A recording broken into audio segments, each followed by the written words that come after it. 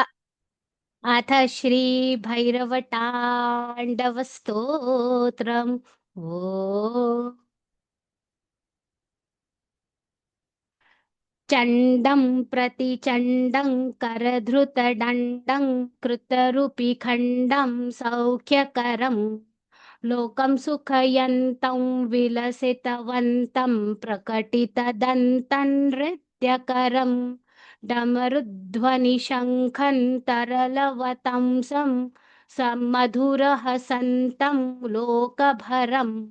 भज भज भूतेशं प्रकटमहेशं भैरववेषं कष्टहरम् चरचितसिन्दूरं रणभूविदूरं दुष्टविदूरं श्रीनिकरं किङ्किणिगणरावं त्रिभुवनपावं खर्परसावं पुण्यभरं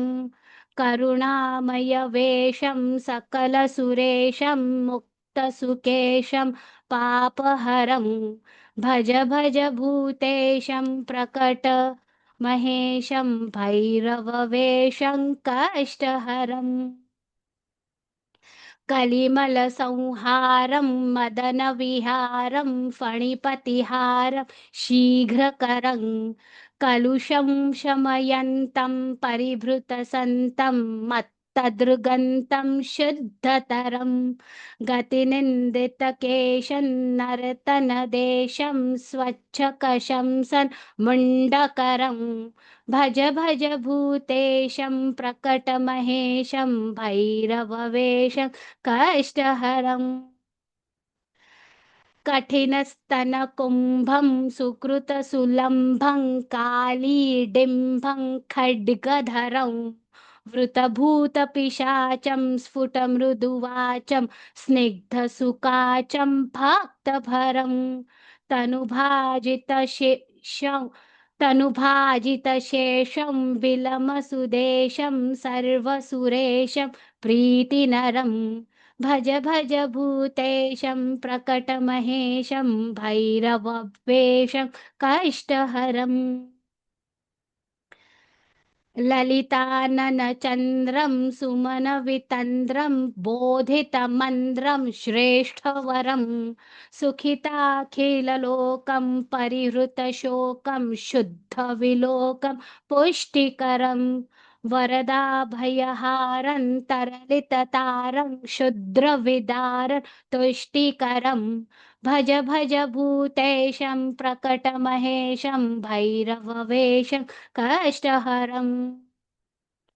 सकलायुधभारं विजनविहारं शुश्रविशारं भ्रष्टमलं शरणागतपालं मृगमदभालं सञ्जितकालं स्वेष्टबलं पदनूपूरसिञ्जन त्रिनयनकञ्जं गुणिजनरञ्जन कुष्ठहरं भज भज भूतेशं प्रकटमहेशं भैरववेषं कष्टहरम्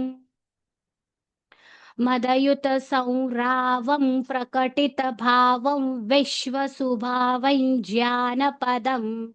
रक्तांशुकजोषं परिकृततोषं नाशिदोषं सन्मतिदं कुटिलभ्रुकुटीकञ्ज्वरधननीकं विसरन् स्त्रीकं प्रेमभरं भ्रज भ्रज भूतेशं प्रकटमहेशं भैरववेषं कष्टहरम् परिनिर्जितकामं विलसितवामै योगिजनाभै योगेशं बहुमद्यपथानं गीतसुगाथं सुनाथं वीरेशं कलयन्तमशेषं भृतजनदेशं नृत्यसुरेशं दत्तवरं भज भज भूतेशं प्रकटमहेशं भैरववेषं कष्टहरं